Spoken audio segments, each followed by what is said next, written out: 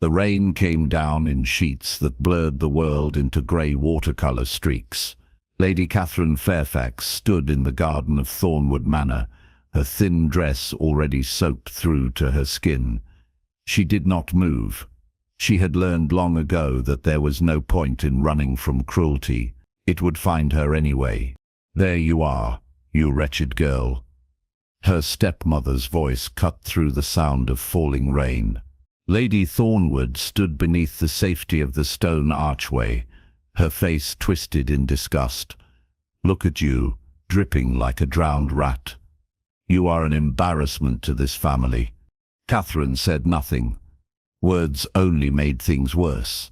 She kept her eyes down and watched the rain bounce off the stone path. Her fingers had gone numb. She wondered how long she had been standing there. An hour?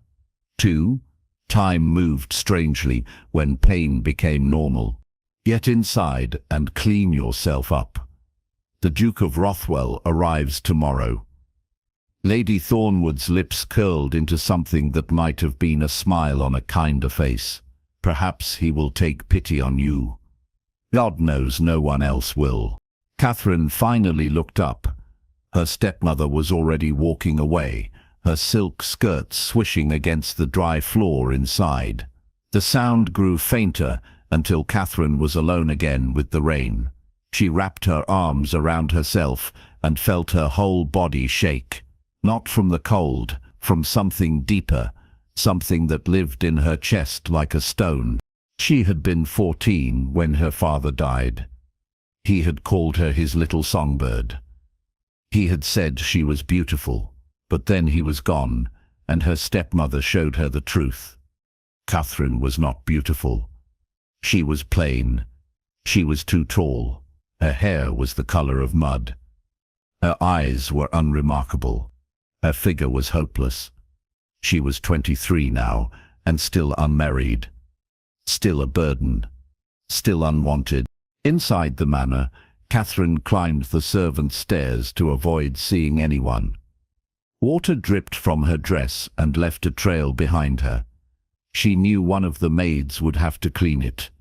She felt guilty about that. She felt guilty about most things. Her room was small and cold. It sat in the east wing, where no one important ever went. The walls were bare. The bed was narrow. The single window looked out over the stables. This was where unwanted daughters lived. In the spaces between things, in the forgotten corners. Catherine peeled off her wet dress and put on the only other one she owned. It was grey wool that scratched her skin. The sleeves were too short now. She had grown since last year, but there was no money for new dresses. At least that was what her stepmother said. Catherine knew the truth. There was money, just not for her. She sat on the edge of her bed and stared at her hands. They were red from the cold. Her fingers looked strange and swollen. She tried to remember what her father's hands had looked like, strong and warm. He used to hold her hand when they walked through the garden together. He had taught her the names of all the flowers, roses and lavender and foxglove and sweet pea. He had told her that growing things needed love and attention to bloom. Catherine had not bloomed. She had withered instead. A knock on the door made her jump. It was Mary, one of the kitchen maids. She was 16 and still smiled sometimes. She brought a bowl of soup and a piece of bread. "Thought you might be hungry, miss," Mary said. She set the bowl on the small table by the window. "Cook made extra." "Thank you," Catherine whispered. Her voice came out rough. She had not spoken in hours. Mary hesitated at the door. "Miss Catherine, is it true? About the Duke coming?" "I believe so. They say he never smiles. They say his heart turned to ice when his wife died." Mary's eyes went wide. "They say he lives alone in that big house with nothing but ghosts for company." Catherine nodded. She had heard the stories too. The Duke of Rothwell had been married once, 10 years ago. His young wife had died, giving birth to a stillborn son. He had locked himself away after that. He came to London for Parliament, and nothing else. He never attended balls, he never took a mistress, he never showed interest in anything or anyone. Why would he come here? Mary asked. I do not know, but Catherine did know, or at least she could guess. Her stepmother was planning something that involved Catherine and her misery. It always did. After Mary left, Catherine ate the soup slowly. It was watery but warm. The bread was stale, but she chewed it carefully and swallowed every bite. She had learned not to waste food. There were days when no one remembered to feed her. Night fell and Catherine lay in her narrow bed, listening to the rain. Tomorrow the Duke would come. Tomorrow her life would change again. She could feel it like a storm building on the horizon. She closed her eyes and tried to remember what hope felt like. But that memory was too far away now. Lost somewhere in the years between 14 and 23. Lost somewhere between her father's death and this cold, lonely room.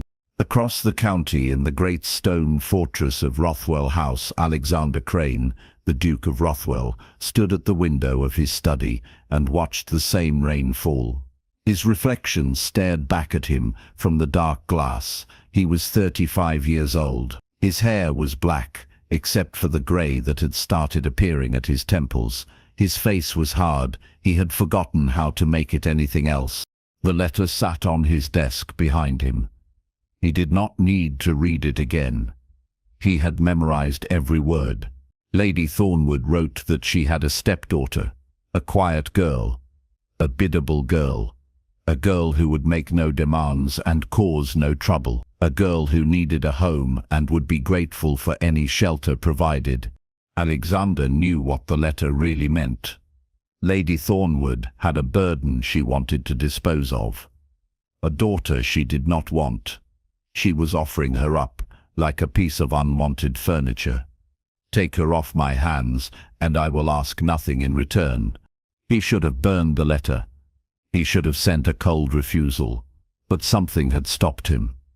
Perhaps it was the way Lady Thornwood described the girl, dutiful, obedient, undemanding.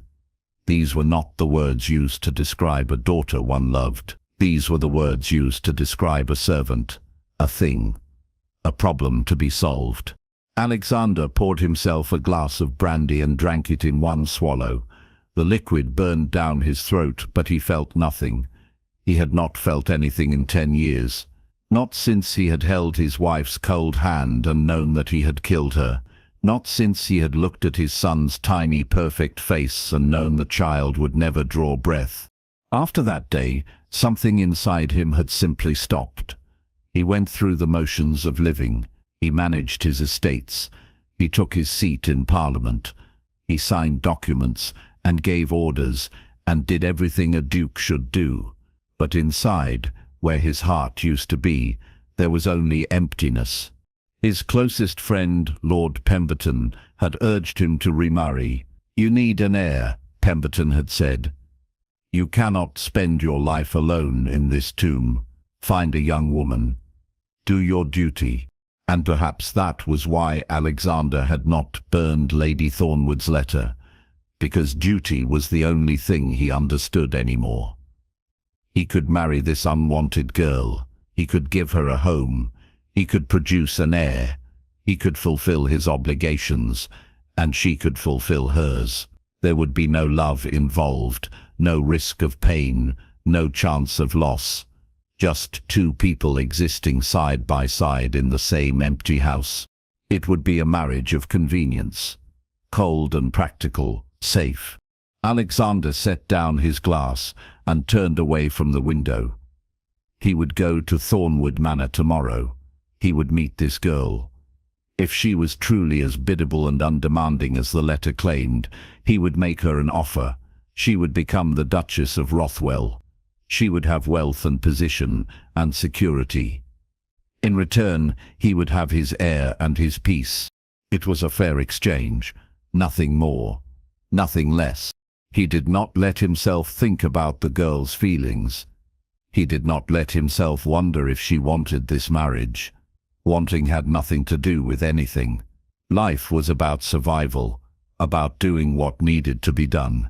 He had learned that lesson the hard way. The rain continued through the night.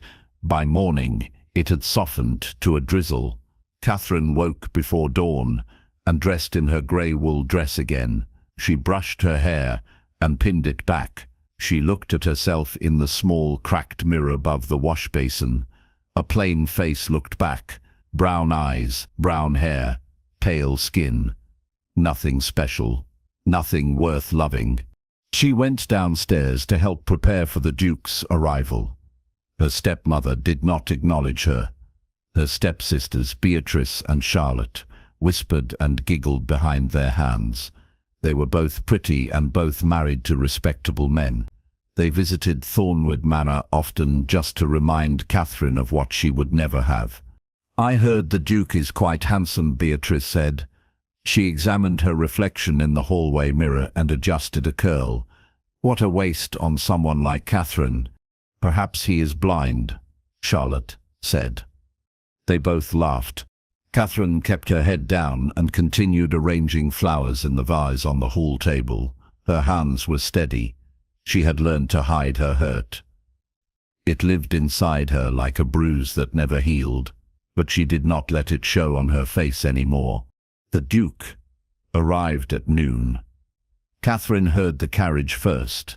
The sound of wheels on gravel, the stamping of horses, the deep voice of a man giving instructions to his driver. She stood in the shadows of the drawing room and watched through the window as he climbed down from the carriage. He was tall, very tall. His shoulders were broad beneath his dark coat. He moved with the confidence of a man who had never been told no. His face was hard to see from this distance, but she could make out strong features, a straight nose, a firm jaw, dark hair that fell across his forehead. Lady Thornwood rushed to greet him. Catherine heard her stepmother's false, sweet voice. "Your Grace, what an honor. Please, do come in. Let me take your coat. Can I offer you tea, or perhaps something stronger?" The Duke's voice was low and rough. "Tea will suffice." They came into the house and Catherine pressed herself back against the wall. She did not want to be seen. Not yet. Not until she had to be. But her stepmother's eyes found her immediately. "Catherine," Lady Thornwood said sharply, "come here. His Grace wishes to meet you." Catherine forced herself to move. She walked across the room with her eyes down. She could feel the Duke looking at her. She could feel the weight of his gaze like a physical thing. She stopped a few feet away and dropped into a curtsy. "Your Grace," she murmured. Silence, long and heavy. Catherine kept her eyes on the floor. She waited for him to say something. Anything. But he just stood there looking at her. She could see his boots. Black leather, polished to a shine. Expensive. A Duke's boots. Finally he spoke. "Look at me." It was not a request. It was a command. Catherine lifted her head slowly. Her eyes traveled up past the boots, past the dark trousers, past the perfectly tailored coat, until she finally met his gaze. And then she forgot how to breathe. His eyes were blue, not the soft blue of summer sky, the cold blue of winter ice. They looked at her without warmth, without interest, without anything at all, but they were also sad. So impossibly sad. It was like looking into a well with no bottom. Catherine saw pain there, old pain, the kind that turned people into stone. "How old are you?" he asked. 23, Your Grace." "Have you been presented at court?" "No, Your Grace." "Do you have any suitors?" Her stepmother laughed, a harsh, ugly sound. "Catherine has never had a suitor, Your Grace. She is not the sort to attract attention." Catherine felt her cheeks burn. She dropped her gaze again. The Duke was silent for another long moment. Then he turned to Lady Thornwood. "I would like to speak with Lady Catherine alone." Lady Thornwood's eyebrows shot up. "Your Grace, I am not sure that would be proper. I am not asking for your permission." His voice was cold and flat. "Leave us." Catherine heard her stepmother's sharp intake of breath, but no one argued with a duke. Lady Thornwood swept from the room, her skirts snapping with anger. The door closed behind her, and Catherine was alone with this cold, sad man. "Sit down," he said. Catherine sat in the chair nearest her. She folded her hands in her lap and waited. The Duke walked to the window and looked out at the rain-soaked garden. His hands were clasped behind his back. He stood so still he might have been carved from marble. "I am going to be blunt with you, Lady Catherine," he said without turning around. "I need a wife, not for love, not for companionship. I need an heir. I need someone to manage my household and appear at my side when required. In return, I will give you wealth, security, and freedom from this place. You will want for nothing material. You will be treated with respect, but I will not pretend to offer you affection. Do you understand?" Catherine's heart hammered in her chest. She had expected something like this, but hearing it said so plainly still shocked her.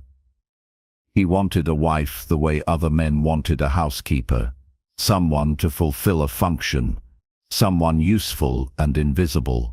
"I understand, Your Grace," she whispered. "I will not demand your presence constantly. You may occupy your own rooms.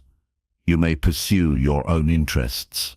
I will require your company at dinner and at public functions, and I will require," he paused, "I will require that you fulfill your duties as my wife, in order to produce an heir." Catherine felt her face go hot. She knew what he meant. She was not completely naive, but the thought of sharing a bed with this cold, hard man made her feel something close to panic. And yet, what choice did she have?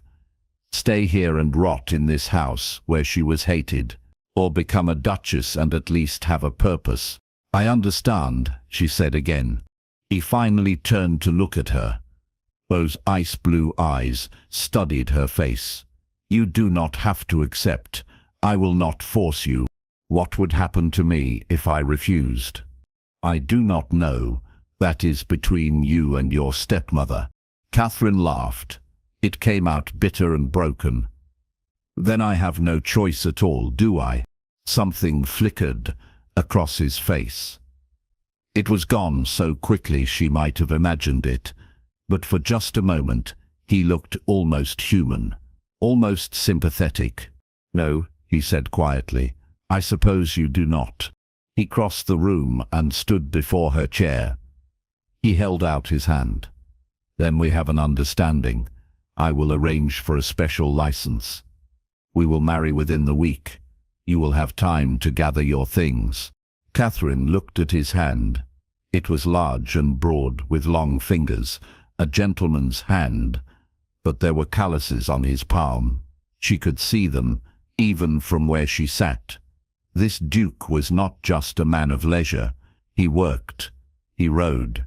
He did things with his hands. For some reason that made her feel slightly less afraid. She placed her hand in his. His fingers closed around hers, warm and firm. He helped her to her feet. They stood close together, close enough that she could smell him. Soap and leather and something else. Something clean and masculine. "What is your Christian name?" he asked. "Catherine." "Catherine?" He said it slowly, as if testing how it felt in his mouth. "You may call me Alexander when we are alone." "Alexander," she repeated. It felt strange to say a duke's name so informally, but he had given her permission. He released her hand and stepped back. The cold mask fell over his face again. "I will send word about the wedding arrangements. Pack lightly. You will have new clothes made when we reach Rothwell House. Yes, Your Grace. He walked to the door, then paused with his hand on the handle. Catherine. She looked up. I know this is not what you dreamed of, he said. His voice was softer now, almost gentle. But I promise you will be safe. No one will hurt you in my house. You have my word. Then he was gone. The door closed behind him, and Catherine was alone. She sank back into the chair and stared at her hands. They were shaking. Her whole body was shaking. In 5 minutes, her entire life had changed. She was going to marry a duke, a cold, sad duke who wanted a wife the way someone might want a piece of furniture, useful and undemanding. But he had promised she would be safe, and safety was more than she had now, so she would take it. She would marry him. She would become the Duchess of Rothwell, and maybe in his big house with all its empty rooms, she could finally stop hurting quite so much. The wedding happened 4 days later in the small chapel at Rothwell House. There were no guests, no flowers, no celebration, just a vicar, 2 servants as witnesses, and the cold formality of vows spoken without feeling. Catherine wore a simple dress of pale blue silk that the Duke had sent over. It fit her perfectly. Someone had taken her measurements while she slept. The thought should have bothered her, but she was too numb to care. She stood beside Alexander in the chapel and repeated the words the vicar told her to say. She promised to love, honor, and obey. The words felt like stones in her mouth. Alexander's voice was steady and clear. He promised to take her as his wife, to protect and provide for her. He did not promise to love her. That word was carefully avoided. When it came time for the kiss, he leaned down and brushed his lips against her cheek. It was quick and impersonal, like a seal on a contract. And that was all this was. Catherine reminded herself. A contract. An arrangement. Nothing more. After the ceremony, Alexander showed her to her rooms. They were in the east wing of Rothwell House, connected to his own chambers by a single door. The rooms were beautiful, large and airy with tall windows that overlooked the gardens. The furniture was fine and elegant. The bed was huge, covered in soft linens and thick blankets. There was a sitting area with comfortable chairs and a writing desk by the window. "This is yours," Alexander said. He stood in the doorway, not quite entering. "You may decorate it however you wish. The housekeeper, Mrs. Evans, will help you with anything you need. If you require anything, pull that cord. Someone will come." "Thank you, Your Grace." "Alexander," he corrected. "In private, you call me Alexander." "Alexander," she whispered. He nodded. "We dine at 8. Someone will come to fetch you." He turned to leave, then paused. "Catherine, welcome to Rothwell House." Then he was gone. Catherine stood in the middle of her beautiful new rooms and felt completely lost. She was a duchess now. She lived in a grand house. She had everything she could possibly need, except someone to talk to, except someone to care. She walked to the window and looked out at the gardens. They were vast and green and beautifully maintained. She could see roses blooming in neat rows. She could see a fountain in the center of a circular path.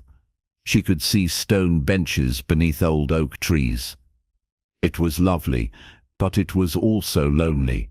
That night, Catherine dressed for dinner with the help of a lady's maid named Anne. The girl was young and efficient and silent. She helped Catherine into a gown of deep green silk and arranged her hair in a simple style. Catherine looked at herself in the mirror and barely recognized the woman looking back. She looked like a duchess. She looked like someone who mattered, but inside she felt the same. Small and unwanted and afraid. Alexander was already in the dining room when she arrived. He stood when she entered and waited until she was seated before sitting down himself. The table was long and formal. He sat at one end and she sat at the other. The distance between them felt like miles. Servants brought course after course, soup and fish, and roasted meat and vegetables and pudding. Catherine ate small portions and tried not to think about how quiet it was. The only sounds were the clink of silverware on china and the soft footsteps of servants. Finally, Alexander spoke. "How are your rooms?" "They are beautiful." "Thank you." "Good." He took a sip of wine. "Tomorrow, Mrs. Evans will take you through the house. You should familiarize yourself with the layout, and the day after, a modiste will come from London to fit you for new clothes." "That is very generous." "It is necessary. You are a duchess now. You must look the part." Catherine set down her fork. "Am I to have any other duties beyond looking the part?" He glanced at her. Something flickered in his eyes. "You may do as you please with your time. Manage the household if you wish. Mrs. Evans has been doing it for years and does not need supervision. But if you want to take over, she will defer to you. Read, paint, walk in the gardens. I do not care how you spend your days. And by evenings, we will dine together. It is expected." He paused. "And once you have settled in, I will come to your room to fulfill the terms of our arrangement." Catherine's stomach twisted. "How soon?" "When you are ready, I will not force myself on you." His voice was flat, emotionless. "But I would prefer not to wait long. I need an heir." "I understand." They finished the meal in silence. When Catherine rose to leave, Alexander stood as well. He walked her to the foot of the stairs and bowed slightly. "Good night, Catherine." "Good night, Alexander." She climbed the stairs alone and returned to her empty, beautiful rooms. Anne helped her undress and put on a nightgown of soft white cotton. Then the maid left, and Catherine was alone. She climbed into the huge bed and pulled the covers up to her chin. The room was dark except for the fire burning in the hearth. Shadows danced across the ceiling. Catherine closed her eyes and tried to sleep. But all she could think about was Alexander's cold voice saying he needed an heir. She was here to perform a function, to produce a child, to be useful, just like always, just like everywhere she had ever been. She turned onto her side and felt tears slip down her cheeks. She cried silently, the way she had learned to do years ago. No sound, no sobbing, just tears that fell and soaked into the pillow. She cried for the life she would never have, the love she would never know, the happiness that was always just out of reach. In his own room, Alexander sat by the fire and stared into the flames. He had a wife now, a quiet, sad girl who looked at him with frightened eyes. He told himself it did not matter. He told himself this was just an arrangement. But when he had seen her standing in the drawing room at Thornwood Manor, something inside him had cracked, just a little, just enough to let in a tiny sliver of light. She had looked so small, so defeated. Her stepmother's casual cruelty had made him angry in a way he had not felt in years. And when Catherine had said she had no choice, he had wanted to tell her to run, to refuse him, to choose freedom over security. But he had not said it, because he needed her. He needed this marriage. He needed an heir, and maybe she needed safety more than she needed freedom. He stood and walked to the connecting door between their rooms. He pressed his palm against the wood. On the other side, his wife was sleeping, or trying to. He wondered if she was afraid. He wondered if she hated him. He wondered if she cried. He pulled his hand back and turned away. It did not matter. None of it mattered. This was how things had to be. He would keep his distance. He would give her space, and when enough time had passed, he would do what needed to be done. Quickly, efficiently, without emotion. It was better this way. For both of them. The days passed slowly. Catherine explored Rothwell House with Mrs. Evans. The housekeeper was an older woman with a kind face and gentle manner. She showed Catherine every room, from the grand ballroom that had not been used in a decade to the library that held thousands of books. His Grace spends most of his time in the library, Mrs. Evans said. He reads a great deal, and he manages the estate from there. Catherine nodded. She had not seen Alexander since their wedding night dinner. He kept to his side of the house, and she kept to hers. They were married, but they lived like strangers, like two people who happened to occupy the same building. The modiste came and measured Catherine for new gowns. The woman brought fabric samples in every color. Catherine chose simple styles and muted colors. She did not want to stand out. She did not want attention. The modiste looked disappointed, but took the orders without comment. At night, Catherine and Alexander still dined together. The meals were quiet. Sometimes he asked her polite questions. Did she enjoy her walk today? Had she found the library satisfactory? Was she comfortable? She gave polite answers. Yes, yes. And then they finished eating and went their separate ways. 2 weeks passed, then 3. Catherine began to relax slightly. Maybe Alexander had changed his mind. Maybe he had decided he did not need an heir after all. Maybe she could just live here quietly and never have to face that final duty. But then one evening at dinner, he set down his wineglass and looked at her directly. I will come to your room tonight. Catherine's hand froze halfway to her mouth.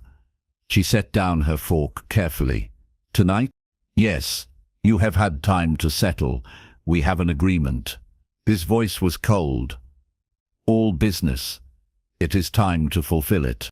Catherine felt her chest tighten. She could not breathe, could not think. She nodded once and then stood. I will be ready. She left the dining room before he could say anything else. She walked quickly to her chambers, her heart pounding. Anne helped her prepare for bed. The maid's hands were gentle as she brushed out Catherine's hair and helped her into a clean nightgown. But Anne's eyes were sad. She knew what was coming. Everyone knew. After Anne left, Catherine sat on the edge of the bed and waited. The clock on the mantel ticked. Each second felt like an hour.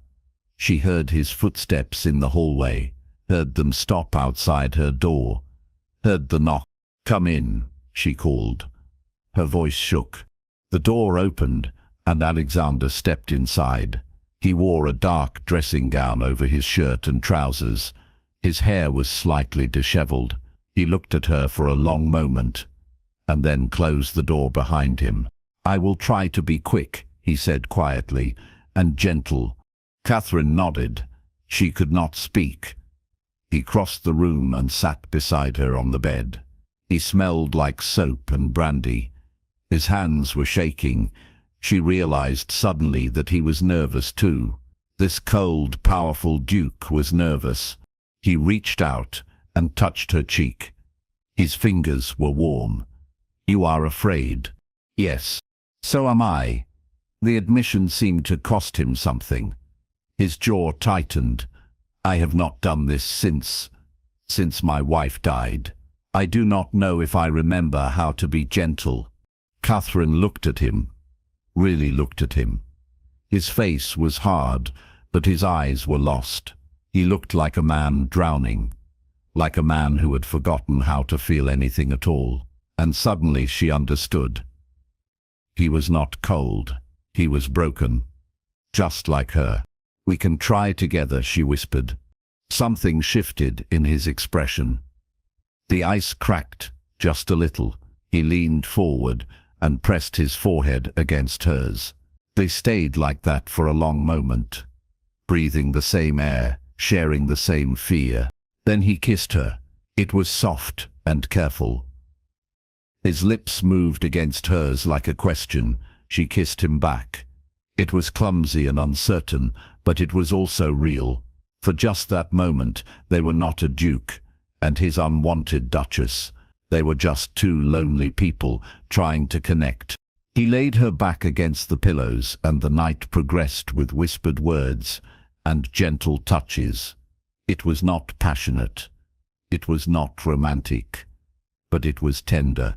He kept his promise. He was careful with her, and when it was over, he did not immediately leave. He lay beside her in the darkness and held her hand. "Thank you," he said finally. "For what?" "For being kind. I did not expect kindness." Catherine turned her head to look at him. "I did not expect gentleness. I think we are both surprised." He almost smiled. It was just a tiny twitch at the corner of his mouth, but it was there. "Perhaps we are." He left shortly after, and Catherine was alone again. But something had changed. She felt it like a shift in the air. They had shared something. Not love, not yet, but something human. Something that made them less like strangers. She touched her lips where he had kissed her and felt the smallest flicker of hope. Maybe this marriage did not have to be completely empty. Maybe they could find something together, something small and fragile but real. The next morning, Catherine woke to find a note slipped under her door. It was written in a bold masculine hand. "I hope you are well this morning. If you would like, we could take a walk in the garden after luncheon. Alexander." Catherine read the note 3 times. He wanted to spend time with her, not because he had to, because he wanted to. She pressed the note to her chest and felt that flicker of hope grow slightly brighter. She wrote back a simple yes and gave it to a footman to deliver. Then she spent the rest of the morning trying not to think too much about what it might mean. But her heart kept racing. Her stomach kept fluttering. She felt nervous and excited and afraid all at once.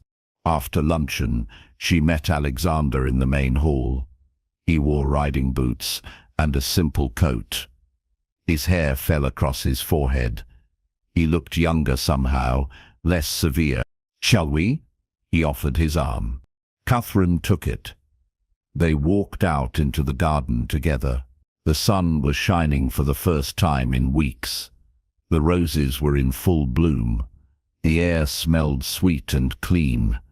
They walked slowly along the gravel paths, not speaking at first, just walking side by side. Finally, Alexander spoke. "I realize I know very little about you. There is not much to know." "I doubt that." He glanced at her. "Tell me something. Anything. What do you like to do?" Catherine thought for a moment. "I like to read, and I used to like gardening. My father and I would work in the garden together when I was young." "What did you grow?" "Flowers, mostly. Roses and lavender. He taught me their names." She smiled at the memory. He said every living thing needed love and attention to bloom. "He sounds like a good man." He was. Catherine's smile faded.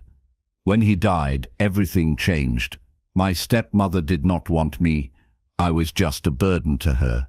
Alexander was quiet for a moment. "I understand what it is like to lose someone, to have your entire world shift in a moment." "Your wife," Catherine said softly. "Yes." His voice went rough. "Anna.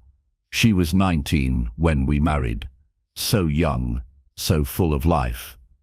I thought we would have decades together, but we had less than a year. I am sorry." "So am I." He stopped walking and turned to face her. "I blamed myself for a long time. I still do.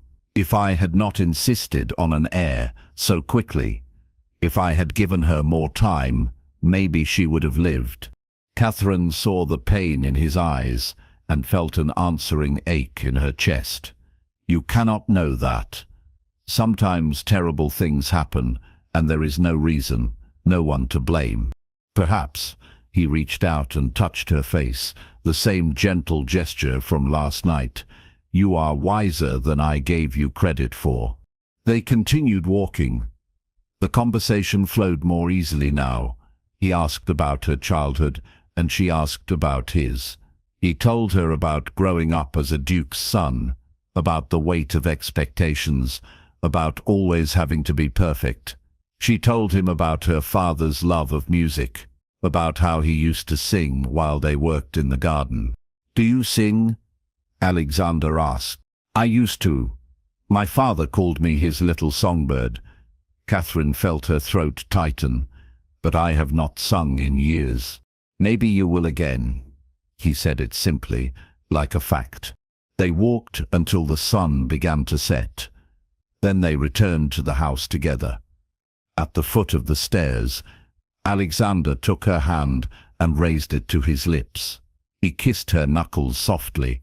Thank you for this afternoon. I enjoyed it. So did I, Catherine whispered. That night at dinner, the silence felt different. It was not uncomfortable anymore. It was companionable. They ate and occasionally caught each other's eyes across the table. Small smiles passed between them. Tiny acknowledgements that something was shifting. After dinner, Alexander walked her to her door again. Good night, Catherine. Good night, Alexander. He hesitated, then leaned down and kissed her forehead. It was sweet and chaste. Sleep well. Catherine went to bed that night, feeling lighter than she had in years. She did not cry.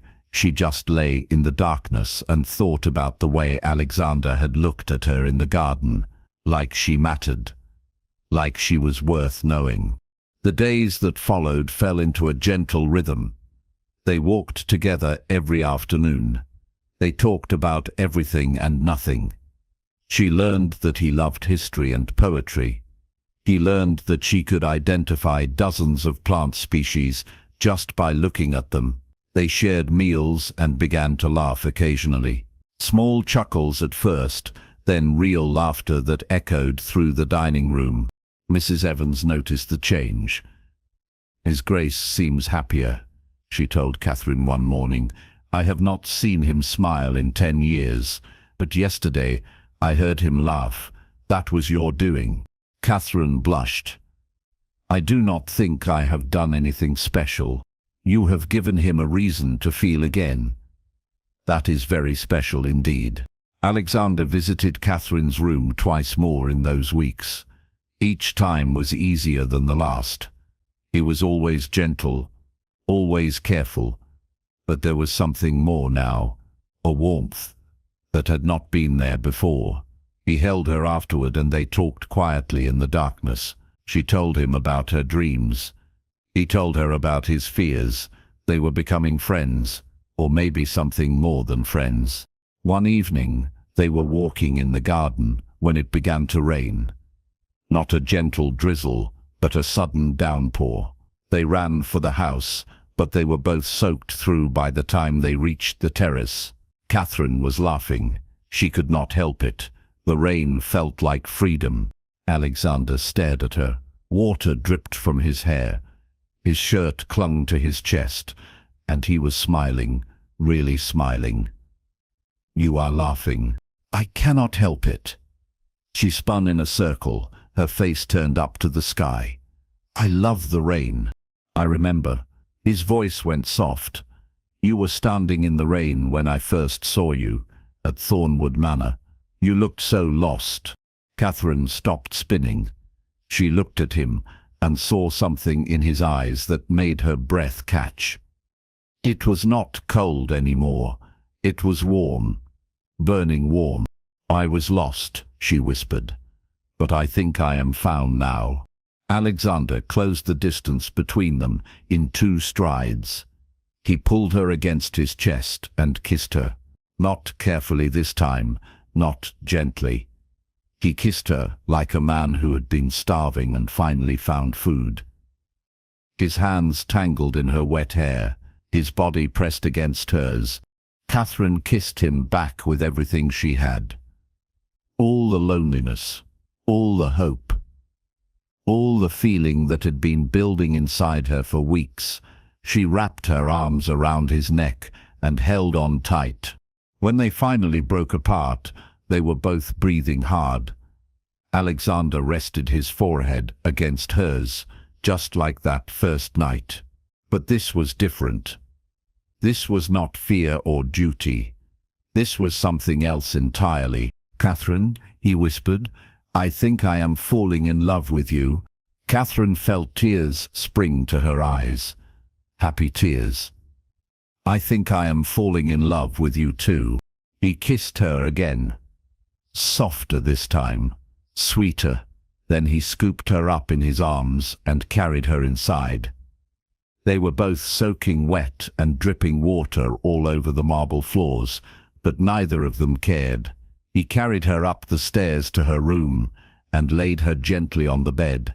"I want to do this right," he said. His voice was rough with emotion. "Not because we have to, because we want to." "Yes," Catherine breathed. "Yes." That night was different from all the others. It was not duty or obligation. It was desire and tenderness and the beginning of real love. He touched her like she was precious. He whispered her name like a prayer. And afterward he held her close and did not let go. "Stay," she whispered. "Please stay with me tonight." "Always," he promised. They fell asleep tangled together, her head on his chest and his arms wrapped around her. For the first time in 10 years, Alexander did not have nightmares. For the first time in 9 years, Catherine did not cry herself to sleep. They simply rested in each other's warmth and felt whole. The next weeks were like a dream. They were inseparable. They rode together in the mornings. They read together in the library in the afternoons. They danced together in the empty ballroom at night, humming their own music. They talked and laughed and slowly let down all their walls. Catherine bloomed. She wore brighter colors. She smiled more. She even began to sing again while she worked in the garden. Her voice was soft and sweet, and Alexander would stop whatever he was doing just to listen. "There is my songbird," he would say, and she would blush and feel beautiful for the first time in her life. Alexander transformed too. The hardness left his face. He smiled often. He laughed daily. The servants whispered about the change. His grace was happy. His grace was in love. It was a miracle. One morning, Catherine woke, feeling ill. She barely made it to the wash basin before she was sick. Anne heard her and came running. The maid's eyes went wide. "My lady, how long have you been feeling poorly?"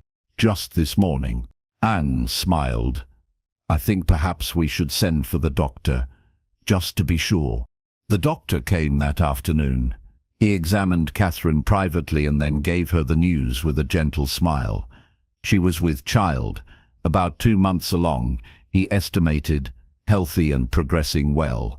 Catherine sat in her room after the doctor left and tried to process the information. She was going to have a baby. Alexander's baby, an heir for Rothwell. But more than that, a child born of love, a child who would be wanted and cherished. She went to find Alexander immediately. He was in the library, reading by the window. He looked up when she entered, and his face lit up with joy. "Catherine, I was just thinking about you." "Alexander, I have something to tell you." She crossed the room and took his hands. "The doctor came today." His expression shifted to concern. "Are you unwell?" "No, no. I am perfectly well. I am—" She took a deep breath. "I am with child." Alexander went very still. His eyes searched her face. "A child?" "Yes. In about 7 months." He pulled her into his arms so quickly she gasped. He held her tight. his face buried in her hair. His whole body was shaking. "A child," he repeated. His voice broke. "Our child." "Are you happy?" she asked. She needed to hear it. He pulled back and cupped her face in his hands. Tears were running down his cheeks. "Happy? Catherine, I am terrified and overjoyed and grateful beyond words. I love you so much it frightens me." "I love you too," she whispered. He kissed her then, long and deep and full of promise. When they finally broke apart, he kept his hands on her face and looked at her like she held the sun and moon and stars. "I will not let anything happen to you," he said fiercely. "I will keep you safe, both of you. I swear it." "I know," she said. "I trust you." They spent the rest of the day making plans. Alexander insisted she rest more, eat more, take no chances with her health. Catherine laughed at his hovering but secretly loved it. She had never been fussed over before. It felt wonderful. That night they lay in bed together, and he placed his hand on her still flat stomach. "Hello, little one," he whispered. "I am your papa, and I promise to love you and your mama with everything I have." Catherine felt tears slip down her temples. Happy tears. Healing tears. "We are going to be a family." "Yes," Alexander said. He kissed her forehead. "A real family, built on love." The months passed peacefully. Catherine's belly grew round. Alexander was never far from her side. He read to her. He brought her tea and sweets. He helped her walk in the gardens even when she waddled like a duck. He loved her through every moment. But then, 3 weeks before the baby was due, a carriage arrived at Rothwell House. Lady Thornwood stepped out, followed by Beatrice and Charlotte. Catherine saw them from the window and felt ice slide through her veins. "What are they doing here?" she whispered. Alexander was beside her in an instant. "I do not know, but I will handle it." They went down to the main hall together. Lady Thornwood swept in like she owned the place. Her eyes raked over Catherine's swollen belly with distaste. "So it is true, you are with child," she sniffed. "How fortunate for you. What do you want?" Alexander's voice was cold as winter. "I heard my dear stepdaughter was about to make me a grandmother of sorts. I thought I should visit, make sure she is being properly cared for." Lady Thornwood's smile was cruel. "After all, I raised her. I know how difficult she can be." "You did not raise her," Alexander said quietly. "You tormented her. You made her believe she was worthless. You treated her like a burden." Lady Thornwood's eyes narrowed. "I gave her shelter and food, more than she deserved. You gave her nothing but pain." Alexander stepped forward. His presence was commanding, powerful. "And you will leave my house now. You are not welcome here. You will never be welcome here. How dare you speak to me that way? I am her family. You are nothing to her." Alexander's voice rose. "You are a cruel, heartless woman who took joy in hurting a grieving child. Catherine deserves better than you. She deserves love and respect and kindness. All the things you never gave her." Beatrice spoke up. "You cannot throw us out. We have a right." "You have no rights in my house." Alexander turned to the butler. "Show these women out. If they return, they are to be denied entry." Lady Thornwood's face turned red with rage. "You will regret this. I will tell everyone how ungrateful she is, how she has become too proud. I will ruin her reputation." "Try." Alexander moved to stand beside Catherine, his arm around her shoulders. "No one will believe you. She is the Duchess of Rothwell. She is beloved by my staff and respected in society. You are nothing but a bitter woman who mistreated her stepdaughter." If you spread lies, I will make sure everyone knows the truth about you." For the first time, Lady Thornwood looked uncertain. She glanced at Catherine, who stood tall despite her swollen belly and tear-filled eyes. "I am not your burden anymore," Catherine said softly. "I am loved now, I matter, and you cannot hurt me ever again." Lady Thornwood turned on her heel and swept out, her daughters following. The door closed behind them, and silence fell. Catherine felt her knees give way. Alexander caught her and held her up. "I have you," he murmured. "You are safe." Catherine buried her face in his chest and cried, not from sadness, from relief, from joy, from the overwhelming knowledge that she was truly free now, free from the past, free from the pain, free to be loved. "Thank you," she whispered. "Thank you for defending me." "Always," he promised. "I will always defend you. You are my wife, my love, the mother of my child. You are everything to me." They stood there in the hall, holding each other, until Catherine's tears stopped. Then Alexander led her to their favorite sitting room and settled her on the sofa. He sat beside her and kept her hand clasped in his. "I was so afraid," she admitted. "When I saw her, I felt 14 again, small and worthless." "You have never been worthless, never." He lifted her hand to his lips and kissed it. "You are the strongest, kindest, most beautiful person I have ever known. You saved me, Catherine. You brought me back to life." "We saved each other," she said. He smiled.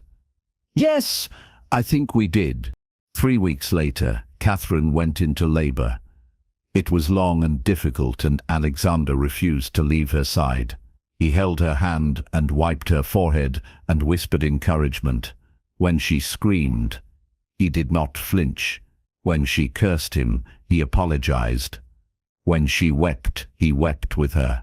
And finally, after hours of struggle, a baby's cry filled the room. The midwife held up a tiny red-faced infant. "A boy, Your Grace. A healthy baby boy." Alexander looked at his son and felt something break open inside him. He started to cry. Deep, wrenching sobs that shook his whole body. He is alive and perfect." The midwife cleaned the baby and placed him in Catherine's arms. She looked down at her son and felt love so powerful it took her breath away. He had dark hair like his father, tiny fingers that gripped hers tightly, a small mouth that opened in another demanding cry. "Hello, my love," she whispered. "Welcome to the world."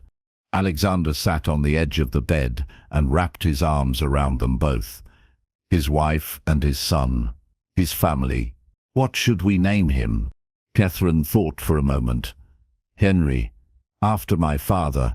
"Henry," Alexander repeated. He kissed the baby's forehead. "Henry William Crane, Duke of Rothwell one day. But for now, just our precious boy." They sat together as the sun rose. A new day, a new life, a new beginning for all of them. The months that followed were filled with joy. Henry grew strong and healthy. Catherine recovered well. Alexander was a devoted father and husband. He would spend hours just holding his son and marveling at him. He would tell Henry stories. He would sing to him. He would promise him love and protection and a life free from pain. Catherine bloomed even more as a mother. She was patient and gentle and fierce in her protection. She sang to Henry every night, the same songs her father had sung to her. Her voice filled Rothwell House with warmth and music. One afternoon, almost a year after Henry's birth, they walked in the garden together as a family. Henry toddled between them, holding both their hands. He laughed at everything. The flowers, the birds, the way the sun felt on his face. "He is happy," Catherine said. "He will grow up knowing he is loved." "Yes," Alexander stopped and pulled her close with his free arm. And so will you. Every day for the rest of our lives, I will make sure you know how precious you are. I already know, she said. She smiled up at him. You show me every day.